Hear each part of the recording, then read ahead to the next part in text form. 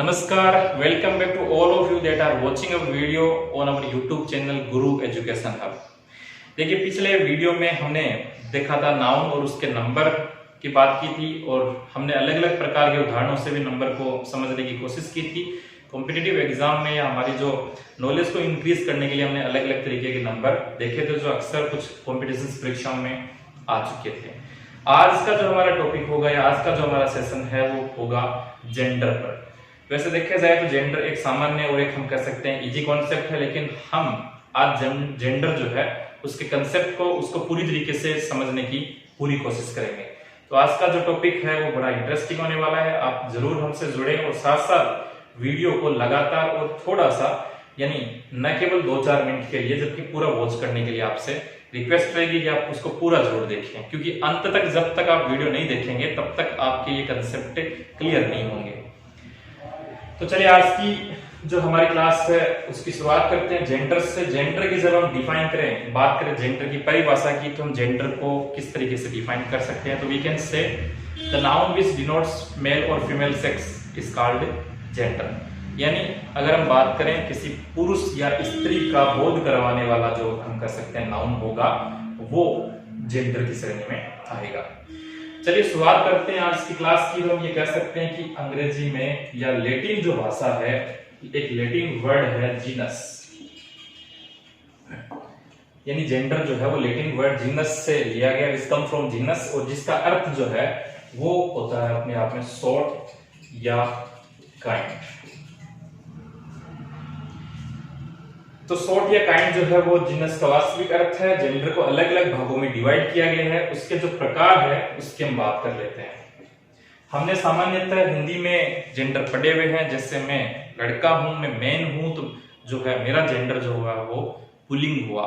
बात करते हैं किसी लड़की की, किसी स्त्री की, किसी हम कह सकते हैं कि जैसे गाय की, जैसे शेरनी की, जैसे हथीनी की, तो ये जो जितनी भी है वो संज्ञाएं जो है वो किसकी श्रेणी में आएंगी, ये सभी के सभी जो है वो स्त्रीलिंग की श्रेणी में आएगी। लेकिन जब बात करते हैं हम कॉमन जेंडर की, जो उभयलिंग जो है उसकी बात की जाए, तो हम केवल न मेल और न ही फीमेल सेक्स जो है उसको डिनोट करते हैं। तो चलिए शुरुआत करते हैं। सबसे पहले बात करते हैं हमारे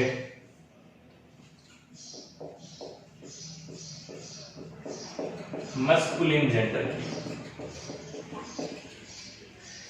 मस्कुलिन जो जेंडर है जिससे तात्पर्य है, हम कह सकते हैं कि ये अगर बात करें तो ये मेल रिप्रेजेंटिंग है, यानी ये बात किसकी करेगा, ये मेल को रिप्रेजेंट करता है। और मेल को रिप्रेजेंट करता है तो हम ये कह सकते हैं कि मस्कुलिन जेंडर, जिसको हिंदी में हम क्या बोलते हैं, पुल्लिंग, इस जेंडर के अंदर सामान्यतः मेल को रिप्रेजेंट करने वाले नाउन देखेंगे, जिसके अंदर मैं कह सकता हूं जैसे एक बॉय है, जैसे पुरुष व्यक्ति के लिए हम कह सकते हैं जैसे फादर है, जैसे हस्बैंड है, जैसे लाइन है, एक्टर है, तो ये जो है वो हम देख सकते हैं। तो ये सभी जो है वो शब्द हम समझ सकते हैं, जैसे boy, man, father, husband, line और एक्टर जो है ये सभी के सभी जो डिनोट किसको करते हैं, मेल सेक्स को। तो सबसे पहला जो हमारा जेंडर होगा, जिनको अंग्रेजी में 4 भागों में डिवाइड किया गया है, सबसे first of all we have to read masculine gender. Second one जो है वो हम कह सकते हैं, दूसरा जो है वो फेमिनिन। बात करते हैं सेकंड जेंडर की, तो वो जो जेंडर होगा आपका कौन सा जेंडर होगा, फेमिनिन जेंडर। देखिए फेमिनिन जो है वो बात करेगा किसकी, फीमेल सेक्स की, यानी हम बात करने जा रहे हैं फीमेल सेक्स की। तो फीमेल सेक्स की जब बात की जाएगी तो वो जो जेंडर होगा वो हमारा फेमिनिन जेंडर। तो याद रखिए पहला जो है मस्कुलिन जेंडर, दूसरा फेमिनिन जेंडर। सामान्य सा हिंदी अर्थ होगा उसका, जैसे इसका पुल्लिंग है तो इसका क्या होगा, स्त्रीलिंग होगा। और इसका कंसेप्ट सामान्य सा है कि इसके अंदर हम बात किसी महिला की करने जा रहे हैं, किसी लड़की की करने जा रहे हैं, यानी ऐसे वो सभी तमाम शब्द जो किसी एक फीमेल सेक्स को रिप्रेजेंट करते हैं वो सभी के सभी जो है वो फेमिनिन कैटेगरी के अंदर आते हैं। जैसे हम कह सकते हैं कि हमने लिया जैसे बॉय तो आप ले सकते हैं गर्ल, हमने मैन लिया तो आप लिख सकते हैं वुमेन,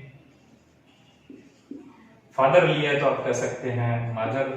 ये सभी के सभी जो है, जैसे हस्बैंड से हम लेते हैं वाइफ, लाइन से जो हम लेते हैं लाइनेस, एक्टर से एक्ट्रेस। तो इस तरीके के जितने भी वर्ड है वो हमने लिए हैं किसके अंदर, फेमिनिन जेंडर की कैटेगरी के अंदर। तो I hope you are understand. आगे बात कर लेते हैं तीसरे जेंडर की, जो आता है आपका कॉमन जेंडर। तीसरा जो जेंडर है वो आपका कौन सा जेंडर होगा, तीसरा आएगा वो कॉमन जेंडर आएगा। कॉमन जेंडर से तात्पर्य ये कह सकते हैं कि the noun which does not specify, does not qualify a male और फीमेल सेक्स। यानी ये जो आपका कॉमन जेंडर है, जिसे हम हिंदी में बोलते हैं उभय लिंग, यानी ये किसी एक मेल को या किसी एक फीमेल जो सेक्स है उसको रिप्रेजेंट करने का काम नहीं करता है, ये बात किसी कॉमन जेंडर की करता है। तो हम ये कह सकते हैं इसके अंदर कि डजंट स्पेसिफाई ए मेल और फीमेल सेक्स।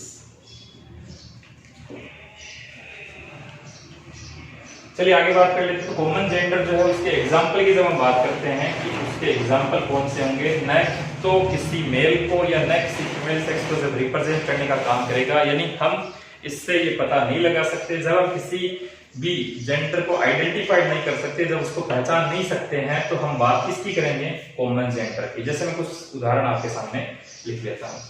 जैसे मैं अगर कहूं बच्चा अगर खेल रहा हो और बच्चे को हमने देखा दूर से, जब उसको आइडेंटिफाई नहीं कर पा रहे हैं, बात उसकी आइडेंटिटी की है कि वो लड़का है या लड़की है, तो उस समय हम ये कहेंगे कि चाइल्ड जो है वो हमारे कॉमन जेंडर की श्रेणी में आएगा। जैसे हम बात कर सकते हैं स्टूडेंट की।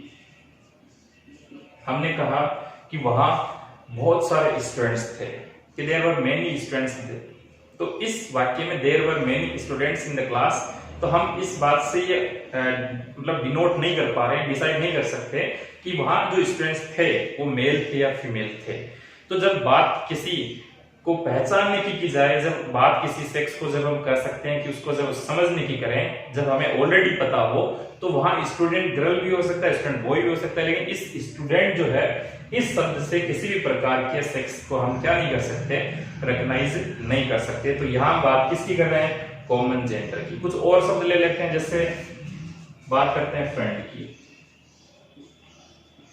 तो मैं कह सकता हूं जैसे आई हैव मेनी फ्रेंड्स, मेरे कई मित्र हैं, लेकिन कई मित्रों में कौन से मित्र है, पुरुष है यानी बॉय है या गर्ल है, लेकिन हम इसको जब आइडेंटिफाई नहीं कर पा रहे हैं, तो हम बात किसकी करेंगे, कॉमन जेंडर की। जैसे एनिमी भी ले सकते हैं। इसके अलावा हम किसी हमारे जितने भी जो प्रोफेशंस के वर्ड है उनको हम ले सकते हैं। जैसे मैं ये कह सकता हूं टीचर, टीचर से आप आइडेंटिफाई नहीं कर पा रहे, लेकिन अगर हम ये कहें कि शी इज ए टीचर, तो हम ये कह सकते हैं कि वो महिला जो है वो मतलब टीचर जो है वो महिला है। ही इज ए टीचर, तो हम ये कह सकते हैं क्योंकि वहां हमें पता है, लेकिन यहाँ केवल एक शब्द से हम पता नहीं लगा पा रहे हैं। तो कॉमन जेंडर की श्रेणी में आप समझ सकते हैं, जैसे और ले सकते हैं, राइटर ले सकते हैं, डॉक्टर ले सकते हैं हम। तो इनसे आपके माइंड सेट में क्या आ रहा है कि इसको हम क्या नहीं कर पा रहे हैं, इसको हम एक तरीके से रिकॉग्नाइज नहीं कर पा रहे हैं। तो हमने तीन जेंडर जो है यहाँ तक देखे हैं। सबसे पहले मस्कुलिन जेंडर आपने पढ़ा है कि ये मेल को रिप्रेजेंट करेगा, दूसरा फेमिनिन जेंडर ये फीमेल सेक्स को रिप्रेजेंट करेगा, तीसरा जो है वो कॉमन जेंडर जो आपके किसी भी सेक्स को रिप्रेजेंट करने का काम नहीं करता, जबकि ये काम क्या कर रहा है कि ये मेल और फीमेल जो है वो दोनों के एक हम कह सकते हैं उसकी कास्ट की, या एक तरीके से कह सकते हैं कि ये जैसे हम कॉमन नाउन पढ़ते हैं वैसे ही ये क्या है आपका कॉमन जेंडर है। इससे हमें ये पता नहीं चलता कि वो क्या कौन सी कैटेगरी में लाए जाते हैं। चलिए आगे बात कर लेते हैं हम हमारे चौथे जेंडर की, जो होगा न्यूट्रल जेंडर। ये जो चौथा जेंडर है वो आपका वो कौन सा जेंडर होगा, न्यूट्रल जेंडर। न्यूट्रल जेंडर से तात्पर्य क्या रहेगा, न्यूट्रल जेंडर जो है वो नाउन है जिसमें हम ये बात करेंगे कि ये नॉन लिविंग थिंग्स या नॉन लिविंग जो ऑब्जेक्ट्स होते हैं उनकी चर्चा होगी। लाइफलेस थिंग्स यानी ऐसे नाउन जिनके अंदर किसी प्रकार का कोई जीवन हो ही नहीं, उस प्रकार के नाउन की जब बात की जाएगी वो आएंगे न्यूट्रल जेंडर की श्रेणी में। तो हम ये लिख सकते हैं कि ये क्या होंगे, ये नॉन लिविंग थिंग्स या ऑब्जेक्ट्स होंगे। अब नॉन लिविंग थिंग्स या ऑब्जेक्ट से आपके माइंडसेट में क्या चल रहा है ये आप समझ सकते हैं। कई बार इसके अंदर हम जब चर्चा कर रहे होते हैं तो उसमें हालांकि जब इसके बेसिक से एडवांस लेवल की तरफ जाएंगे जब जेंडर को, आज की जो कक्षा उसके अंदर पूरा जेंडर कंप्लीट करने की कोशिश हमारी रहेगी, जिसमें बेसिक भी पढ़ रहे हो साथ साथ एडवांस भी पढ़ेंगे। तो बेसिक से एडवांस में जाएंगे तो हम साथ साथ और चर्चा करेंगे कि कौन से न्यूट्रल जेंडर भी हो सकते हैं। लेकिन न्यूट्रल जेंडर की जब हम डिफाइन करें उसको थोड़ा सा एग्जांपल में देखिए तो हम ये कह सकते हैं उसका एग्जांपल कि सामान्य बेसिक जो नॉन लिविंग थिंग्स है, जैसे मेरे हाथ के अंदर मार्कर है, पेन है, तो पेन जो हुआ वो कौन सा जेंडर हुआ? Neutral gender. जैसे सामने अगर चेयर है, अगर टेबल है, तो ये सभी के सभी कौन से जेंडर की श्रेणी में आते हैं? या आपके न्यूट्रल जेंडर की श्रेणी में आएंगे। तो there are 4 types of gender. First of all we have read the masculine gender. Masculine gender represent about a male sex. We have already read about the examples, जिसके अंदर हमने बात की है बॉय है, फादर है, जैसे लाइन है, ये सभी की सभी जो है वो किसके अंदर आएंगे? ये आएंगे मस्कुलिन जेंडर के अंदर। आगे हमने बात की थी the second one feminine gender. Feminine gender जो है वो किसको रिप्रेजेंट करेगा? ये उस एक फीमेल सेक्स को रिप्रेजेंट करने का काम करेगा। तीसरा जो जेंडर था वो हमारा था कॉमन जेंडर। और कॉमन जेंडर जो हो किसी भी प्रकार के सेक्स को रिप्रेजेंट नहीं करता। ये बात करेगा किसकी? कॉमन की, दोनों में से, यानी दोनों में से कोई सा भी हो सकता है। जब हमने एग्जांपल्स की बात की थी तो यहाँ पर हमने चाइल्ड है, जैसे बेबी लिख सकते हैं हम, स्टूडेंट है, इन्फेंट भी होता है, शिशु है। लेकिन कई बार जब उनके इनकी आगे जब प्रोनाउन की यूज करेंगे, जैसे जब उनको आइडेंटिफाइड नहीं कर पाते हैं तो उस समय उनके लिए प्रोनाउन जो है वो कौन सा होता है? काम इट का प्रयोग होता है। किस समय? जब हम जैसे इन चाइल्ड को है, बेबी है या इन्फेंट है, जब हम इनको रिकॉग्नाइज नहीं कर पा रहे हैं, एक वाक्य में रिटन सेंटेंस में जब ये लिखे हुए होते हैं तो शायद हम उसको पहचान नहीं पाते हैं, उस समय हम उसके लिए इट, इट्स, इटसेल्फ इस प्रकार के आपके प्रोनाउन का यूज करेंगे। तो ये आपका कॉमन जेंडर था जिसके अंदर दोनों प्रकार के सेक्स हो सकते हैं, डजंट स्पेसिफाई, किसी को स्पेसिफाई नहीं करता है। न्यूट्रल जेंडर जो अंतिम हमारा जेंडर, उसके अंदर हमने बात की है कि नॉन लिविंग थिंग्स से या नॉन लिविंग ऑब्जेक्ट जो है, लाइफलेस थिंग्स है जिसके अंदर जीवन हो ही नहीं, इस प्रकार की जब चर्चा होगी तो वो हमारा नपुंसकलिंग यानी चौथा होगा। कई बार जैसे कुछ लोग कहते हैं उसके अंदर कि वो लोग जो एक ट्रेन में आते हैं, हमारा मनोरंजन करते हैं, जिससे आप नहीं मानेंगे न्यूट्रल जेंडर, वो हमेशा ट्रांसजेंडर होते हैं। तो शायद आप समझ सकते हैं ट्रांसजेंडर यानी ट्रांसजेंडर जो है जिसे आप न्यूट्रल जेंडर नहीं मानेंगे।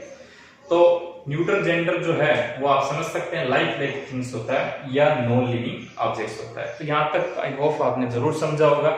आप समय ले सकते हैं थोड़ा सा, यू कैन टेक टाइम या take screenshot, take your time please. अभी तक बात की 4 प्रकार के जेंडर की। अब हम कुछ ऐसे रूल्स पढ़ने जा रहे हैं जो मोस्ट इंपॉर्टेंट है। तो रूल नंबर 1 जो है, यानी नियम नंबर 1 जो है वो हम बात कर लेते हैं। अब हम बात कर रहे हैं कुछ ऐसे नाउन की जो फेमिनाइन और आपके मस्कुलिन जेंडर जो है उसका बोध करवाते हैं। लेकिन हम जब उनको समझने की कोशिश करेंगे तो हमें उसको कुछ शब्दों के माध्यम से, कुछ नाउन्स को इंडिकेट करने वाले कुछ वर्ड्स के माध्यम से समझने की कोशिश करनी है। देखिए, अगर इसमें हम बात करने जा रहे हैं कुछ नाउन की, कुछ ऐसे संज्ञाएं जो बोध करवाती है किसका? ब्यूटी का,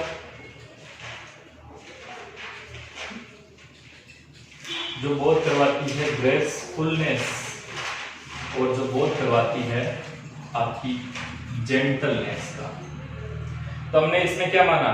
ऐसा नाउन जो हमारे कुछ ब्यूटी, ग्रेसफुलनेस और जेंटलनेस का बोध करवाती है, उससे आप हमेशा किस कैटेगरी में लाएंगे? उससे आप हमेशा फेमिनिन जेंडर की कैटेगरी के अंदर लाएंगे। तो हमने क्या लिखा है यहाँ पर कि जो सुंदरता है, जो शिष्टता है या शिष्टता पूर्वक जो व्यवहार है, या हम कह सकते हैं जो जेंटलनेस है, जेंटलमैन जो आपने पढ़ा है, सज्जन पुरुष या भद्र पुरुष, तो जेंटलनेस जैसे आपका हमने बात ऑलरेडी की है, इसके अंदर लास्ट में नेस लगाए, कौन सा नाउन है? नाउन तो कौन सा होगा?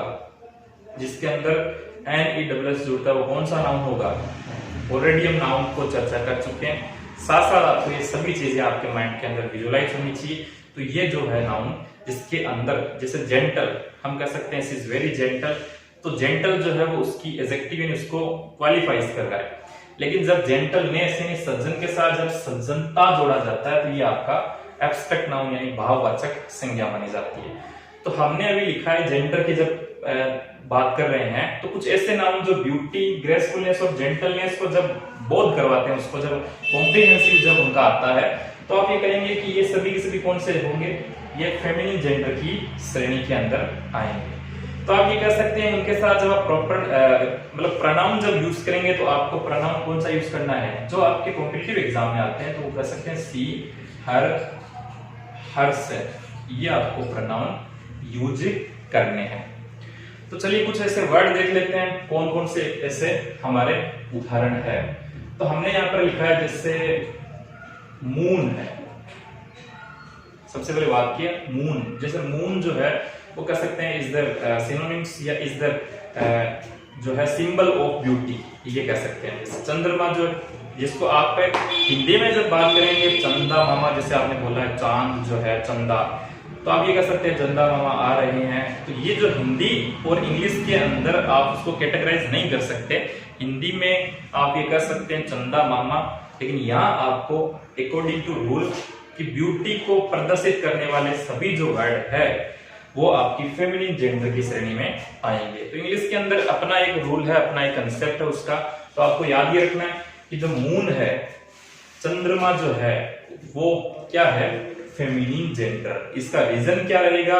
इसका कॉन्सेप्ट ये कह सकते हैं कि जो वो सभी नाउन जो हमें सुंदरता का बोध करवाते हैं, जो हमें सज्जनता का बोध करवाते हैं, जिनसे हमें शिष्टता का बोध होता है, वो सभी के सभी की श्रेणी में रखे जाएंगे, फेमिनिन जेंडर की श्रेणी में रखे जाएंगे। इसके अलावा और भी कुछ वर्ड है, जैसे हम बात करते हैं पृथ्वी की, हिंदी से भी ले सकते हैं। इसके अलावा हम बात कर लेते हैं हमारे नेचर, प्रकृति की। आप और कुछ वर्ड्स लेते हैं जैसे फ्लैटरी, आपने लिया फ्लैटरी मींस चापलूसी, कुछ और वर्ड ले लेते हैं आप। लिबर्टी, लिबर्टी लिबरल, जैसे लिबर्टी मींस क्या होती है? स्वतंत्रता। आप ले सकते हैं होप, ले सकते हैं आप स्प्रिंग, ले सकते हैं स्प्रिंग का अर्थ यहाँ क्या होगा?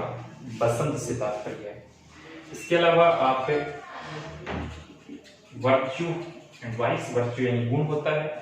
इसके अलावा आप ले सकते हैं जैसे कुछ शब्द सिटी जो है वो भी इसके अंदर आएगा, या हम बात करें द नेम ऑफ कंट्रीज,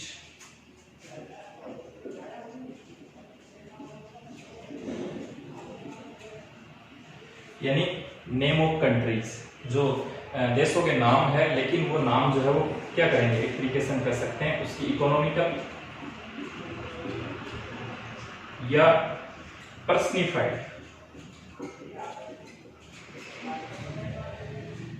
यानी राष्ट्रों के नाम से पहले भी आपको फेमिनिन जेंडर के रूप में मानना है। जैसे तो देखिए, चलिए नेम ऑफ द कंट्रीज की जब बात की जाए तो हम ये कह सकते हैं इकोनॉमिकल स्टेट, उनकी जो पर्सनिफाइड का मतलब है कि जब एक नाउन पर्सन की तरह काम करता है तो उसको पर्सनिफाइड यानी हम कह सकते हैं। तो हम जब बात करते हैं हिंदी के अंदर, तो ये कभी जब किसी राष्ट्र की बात की जाती है, हमारे राष्ट्र भारत की जब बात की जाती है, तो भारत जो है उसने हमेशा ये साफ किया है, भारत हमेशा ये स्वीकार करता है कि वह दुनिया के सभी राष्ट्रों के साथ मिलकर आतंकवाद जो है उसके विरुद्ध एक लंबी और एक अंतिम लड़ाई लड़ने की कोशिश करेगा। कोशिश करेगी नहीं बात करते हैं, भारत ये इनकार करता है, अमेरिका ने ये स्वीकार किया। तो इस प्रकार से जो कंट्रीज के नेम है हिंदी में, हम भले ही उनके साथ जो है वो जेंडर जो है वो मेल रिप्रेजेंट करें, लेकिन आपको याद रखना है जो पर्सनिफाइड हो, इकोनॉमिकल हो, जियोग्राफिकल यूनिट के रूप में हो, अगर कई बार भौगोलिक इकाई के रूप में अगर बात करें तो वहां पर हमेशा न्यूट्रल जेंडर होगा, वहां पर हमेशा न्यूट्रल जेंडर होगा, क्योंकि बात किसकी की जाए? जियोग्राफिकल यूनिट की, यानी उसकी भौगोलिक स्थिति की बात की जाए तो वहां पर न्यूट्रल जेंडर होगा।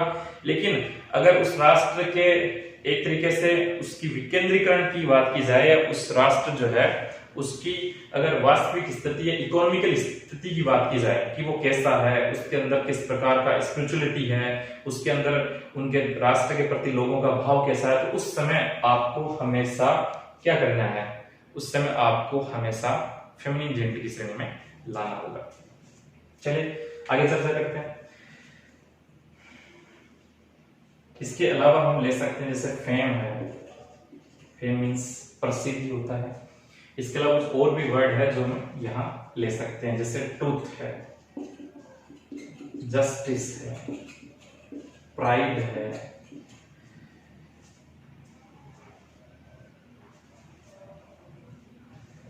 एक्सेट्रा। ये सभी जो वर्ड है इनको, इसके साथ साथ कुछ एक दो वर्ड और लेते हैं जो याद आ रहे हैं अभी। सिख जो है वो भी आपके किस कैटेगरी में आएगा, ये भी आपके फेमिनिन जेंडर की कैटेगरी में आएंगे। तो हमने आज इस रूल नंबर फर्स्ट में किसकी बात की है कि ऐसे नाउन जो ब्यूटी, ग्रेसफुलनेस एंड जेंटलनेस को रिप्रेजेंट करें, जिसके अंदर फेमिनिन जेंडर होगा और वो प्रनाउन के रूप में हमेशा सी, हर और हरसेल्फ का प्रयोग करवाएगा।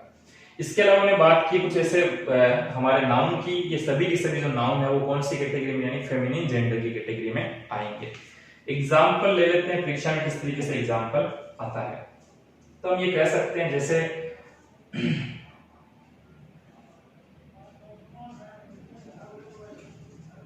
द मून सेड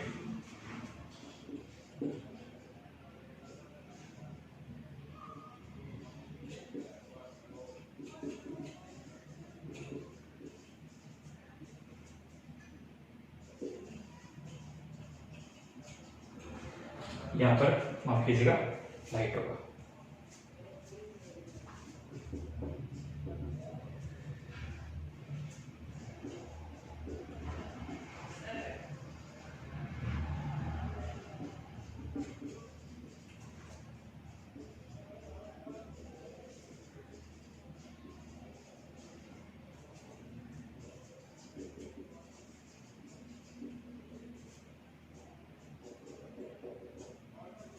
तो moon side it's his her light on the bank. तो यहाँ पर हमने सबसे पहले बात की है कौन से जेंडर की, यहाँ मून है। मून जो है वो कौन सा जेंडर होगा, फेमिनिन। क्यों? क्योंकि ब्यूटी को जो है वो रिप्रेजेंट करता है। लेकिन हमने साथ साथ ये भी बात की थी कि फेमिनिन जेंडर की श्रेणी में आते हैं, और यहाँ पर आपको क्या करना पड़ेगा, जब फेमिनिन जेंडर की श्रेणी में आए तब आप लोगों को इसके अंदर एक जो प्रोनाउन है वो यूज करना पड़ेगा। कौन सा? पर्सनल प्रोनाउन के अंदर सी है, आप हर है, या हरसेल्फ जैसे रिलेटिव प्रोनाउन की बात की जाए, या माफ कीजिएगा जब हम रिफ्लेक्सिव प्रोनाउन की बात करें तो इस प्रकार के वर्ड यूज किए जाएंगे। तो आपको यहां समझना है कि हमें इनमें से कौन सा यूज करना है। तो मून जो है वो हमेशा फेमिनिन जेंडर, उसके लिए इट्स यूज होगा, नहीं होगा इज नहीं होगा, तो उसके लिए यूज होगा कौन सा, हर होगा। आगे देखिए हमने बात की स्प्रिंग की। तो बसंत जो है उसका अपना एक आकर्षण है, उसकी अपनी डिलाइट्स है, उसका अपना एक आनंद है। तो यहाँ पर बात किसकी करेंगे कि हिज और हर में से जब हमें लेना हो तो हमें इन दोनों में से एक सिलेक्ट करना है। देखिए जब कॉमन एरर की बात की जाती है, जब एग्जाम में क्वेश्चन पूछे जाते हैं तो वहां पर हमेशा एक ही वर्ड दिया जाता है। अगर वो वर्ड हिज होता तो आप ये कह सकते हैं कि यहाँ जो कॉमन एरर है उसमें आपका option number A, B, C, D जो भी पूछा जाता है, जिसमें चौथा जो कॉमन एरर नो एरर की श्रेणी में रखा जाता है, तो इनमें से आपको एक ऑप्शन लेना पड़ता है। तो वहां अगर हिज होता है तो आप ये कह सकते हैं कि हिज जो है वो क्या होगा, गलत होगा। तो आपको वहां पर क्या करना था, अगर हर होता है तो उसके अंदर किसी प्रकार की कोई भी एरर नहीं रखी जाती है। तो इस तरीके से वर्ड्स है, आपको इन शब्दों को याद रखना है, इन शब्दों को समझना है, इनको याद रखने की वैसे आवश्यकता नहीं है। तो ये सभी वर्ड जो है वो कौन सी श्रेणी में आएंगे, फेमिनिन जेंडर की श्रेणी में। और इसका रीजन क्या है, क्योंकि ये एक तरीके से सज्जनता के, एक तरीके से ब्यूटी के एक पर्याय है या उनके प्रतीक है। चलिए अभी हमने दो उदाहरण देखे, आगे बात कर लेते हैं। तीसरा जो है इसका एग्जाम्पल जो है लेते हैं।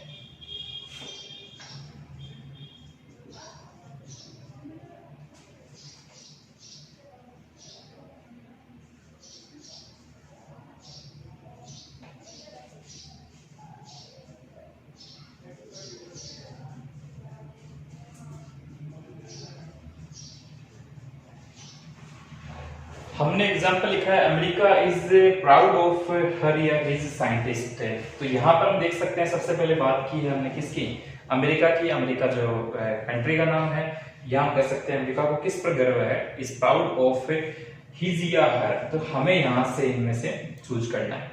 तो अभी आपके सामने ऊपर लिखा हुआ है कि ये फेमिनिन जेंडर की श्रेणी में क्या आते हैं, the name of the country. जब बात की जाए उसको पर्सनिफाइड यानी जब एक पर्सन के रूप में काम करें कि अमेरिका नाम एक देश का है, लेकिन हम यहाँ जब बात कर रहे हैं कि अमेरिका को गर्व है, अमेरिका जो है उसको गर्व है, तो नेम ऑफ द कंट्री के रूप में जब ये पर्सन के रूप में काम कर रहा है तो यहाँ पर फेमिनिन जेंडर की श्रेणी में ही राष्ट्र के नाम को रखा जाएगा। हम ये कह सकते हैं जैसे इंडिया इज नाउन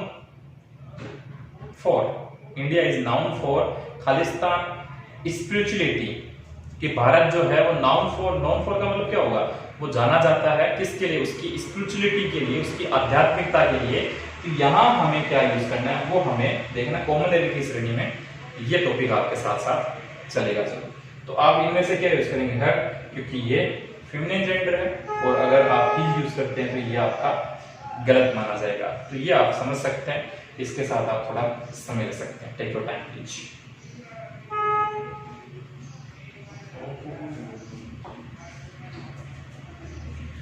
तो चलिए आगे हमारे रूल नंबर दूसरे की तरफ चलते हैं। नियम नंबर 2 जो है वो कौन सा होगा, हम चर्चा करते हैं।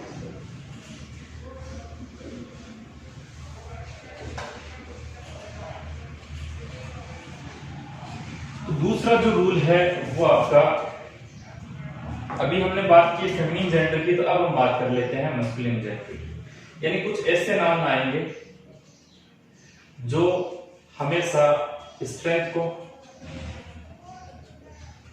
जो हमेशा फर्मनेस को, और जो हमेशा एनर्जी को रिप्रेजेंट करने का काम करें। यानी पुरुष और स्त्री के अंदर कुछ उसके गुण होते हैं कि पुरुष जो है वो हमेशा थोड़ा सा सख्त है, थोड़ा हार्ड है, हार्डकोर रहता है। महिला को जैसे सॉफ्ट कोर माना जाता है, महिला जो है उसको काइंड माना जाता है, पुरुष थोड़ा क्रूर होता है। तो ये हालांकि बातें हैं, ये एक तरीके से एक मानवीय वो गुण है जिन्हें हम समझ सकते हैं कि थोड़ा इस तरीके से, यानी लोगों की गुणों जो है उनको श्रेणी में रखा जा सकता है। लेकिन हम ये नहीं कर सकते, आज के परिप्रेक्ष्य में ऐसा नहीं होता है, आज इसका उल्टा भी हो सकता है। लेकिन हम यह बात कर रहे हैं किसी ताकत की, किसी मजबूती की, दृढ़ता की, दृढ़ निश्चय जो होता है उसकी, या एनर्जी यानी जब ऊर्जा की बात करें तो इस प्रकार के शब्दों का बोध करवाने वाले या इन प्रकार के भावों को जागृत करने वाले हमेशा आपके मस्कुलिन जेंडर की श्रेणी में आएंगे।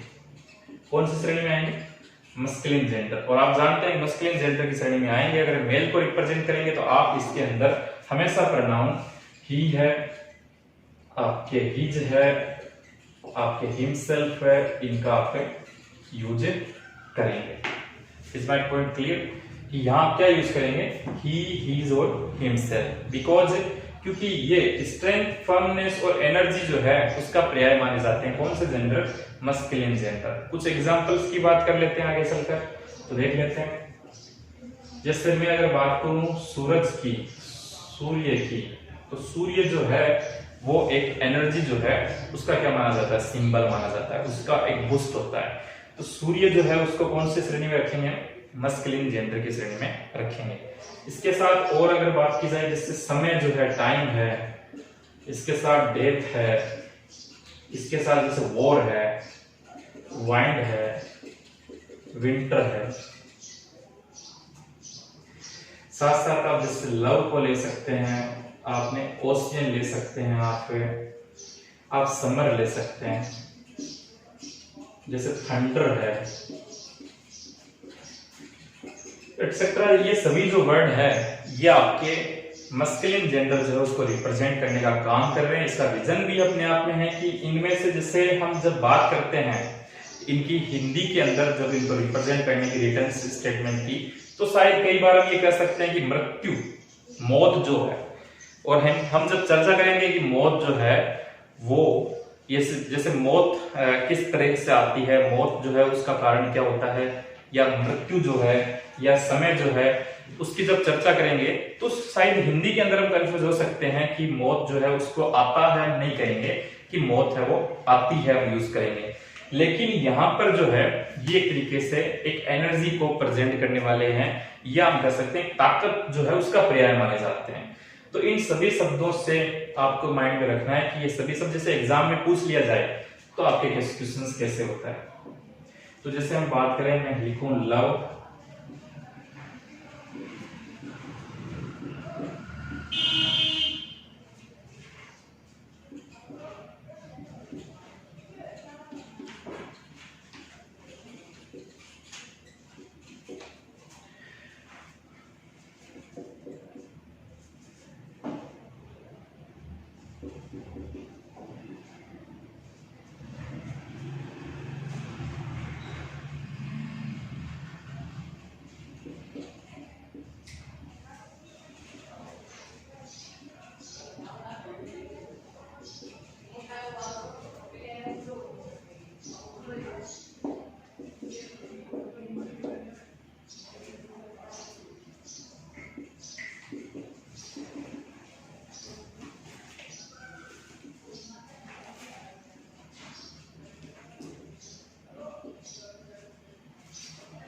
तो इस तरीके से शब्दों को ले सकते हैं। यहाँ जैसे हम यहाँ भी हिज या हर यूज कर सकते हैं। तो आप शायद देख रहे होंगे कि हर सेंटेंस के अंदर हमने यहाँ पर तरीके से रिफ्लेक्ट आपके पजेसिव एडजेक्टिव को यूज किया है या प्रोनाउन को यूज किया है। कई बार हमने रिफ्लेक्सिव जो प्रोनाउन है उसको भी यूज किया है। तो आप ये समझेंगे, लेकिन उससे पहले आपको ये समझना होगा कि जेंडर कौन सा है, यानी जेंडर जो है वो कौन सी श्रेणी में रखा गया है। 4 भागों में जब हमने जेंडर को डिवाइड किया तो इनकी श्रेणी कौन सी होगी। तो आप ये ले सकते हैं रूल नंबर 2 जो है हमारा, स्ट्रेंथ, फर्मनेस और एनर्जी को डिनोट करने वाले, एनर्जी को कॉम्प्रिहेंसिव करने वाले वो सभी तमाम शब्द या सभी जो वर्ड है वो मस्कुलिन जेंडर की श्रेणी में आएंगे। उसके लिए ही, हिमसेल्फ और आप हिज ले सकते हैं। शब्दों की जब चर्चा करें तो इसके अंदर सूर्य जो है, समय है, मृत्यु है, युद्ध है, हवा है। अब हवा बहती है, हिंदी के कंसेप्ट को जब लेंगे तो आप ये कहेंगे सिर्फ हवा बहती है, लेकिन इंग्लिश के अंदर जो हवा है वो एक तरीके से एनर्जी का क्या है, पर्याय माना जाता है। विंटर जैसे सर्दी के लिए लेते हैं। प्रेम जो है समुद्र यानी महासागर की बात की जाए, गर्मी की बात की जाए, या थंडर का मतलब जैसे तूफान या हम कह सकते हैं स्टॉर्म की जब चर्चा की जाए तो ये सभी के सभी जो वर्ड है वो अपने आप में क्या है, मस्कुलिन जेंडर। तो आप इनमें से लेंगे कि यहाँ जैसे पहला वर्ड है लव डजंट नो, फिर इट इज या हर, यहाँ हरसेल्फ और हिमसेल्फ, यहाँ ये जो दोनों वर्ड है इनमें से आपको लेना है। तो ऑलरेडी आप शायद इस चीज को ऑलरेडी देख चुके हैं कि यहाँ हमने लिख रखा है, ऊपर ऑलरेडी उत्तर सामने है, तो यहाँ शायद आप कंफ्यूज नहीं होंगे। लेकिन जब कॉम्पिटिटिव एग्जाम में जब आप बैठेंगे, वहां जब इनमें से कोई क्वेश्चन पूछा जाता है और उसके साथ जैसे टाइम उसको 1 नंबर दे दिया जाता है, फिर इनको 2 नंबर दे दिया जाता है, जैसे फिर इनको 3 नंबर दे दिया जाता है और चौथा कॉमन एरर होता है, तो वहां आप कंफ्यूज जरूर हो सकते हैं। तो यहाँ आप क्या लेंगे, आप समझ सकते हैं कि जो प्रेम है, समय है और जो मृत्यु है वो जेंडर कौन से होंगे, मस्कुलिन जेंडर होंगे।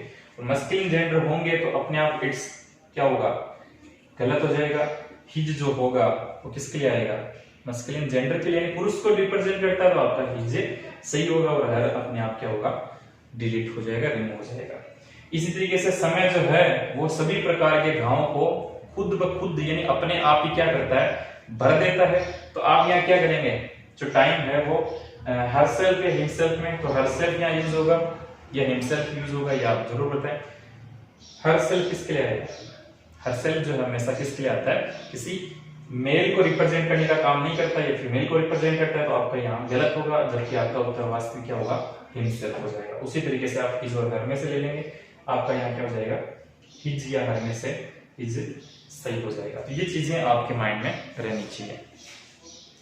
इसके अलावा हम बात कर लेते हैं हमारे आज के एक आखिरी रूल की, जिसमें हम जैसे 3 नंबर, कई बार जैसे हम इंडेफिनेट प्रोनाउन को यूज करते हैं। ईच जो है, एवरी है, एवरीबॉडी है, नो वन है, नोबडी है, समबडी है, एवरी वन है, 1 है। तो ये सभी के सभी जो है वो अपने आप के अंदर, जब इनके बारे में जब हम चर्चा करें तो हम ये कह सकते हैं कि जब हमें इनके सेक्स का आइडेंटिफाई नहीं करें, ईच के साथ और एवरी के साथ जब हम ये बताएं कि एवरी गर्ल, तो अपने आप में क्या है, सेक्स आइडेंटिफाइड है। लेकिन जब सेक्स आइडेंटिफाइड नहीं हो तब आपको इनके साथ हमेशा मस्कुलिन जेंडर का ही प्रयोग करना है। याद रखें, जब सेक्स आपका क्या नहीं हो, आइडेंटिफाइड नहीं हो, तो आप कह सकते हैं कि सर यहाँ सेक्स आइडेंटिफाइड नहीं था तो हमने मस्कुलिन जेंडर का प्रयोग कैसे किया, क्योंकि मस्कुलिन जेंडर तो हमेशा मेल को रिप्रेजेंट करता है। तो इसके लिए कुछ उदाहरण जब आप देखेंगे, जैसे हम ये कह सकते हैं एवरीवन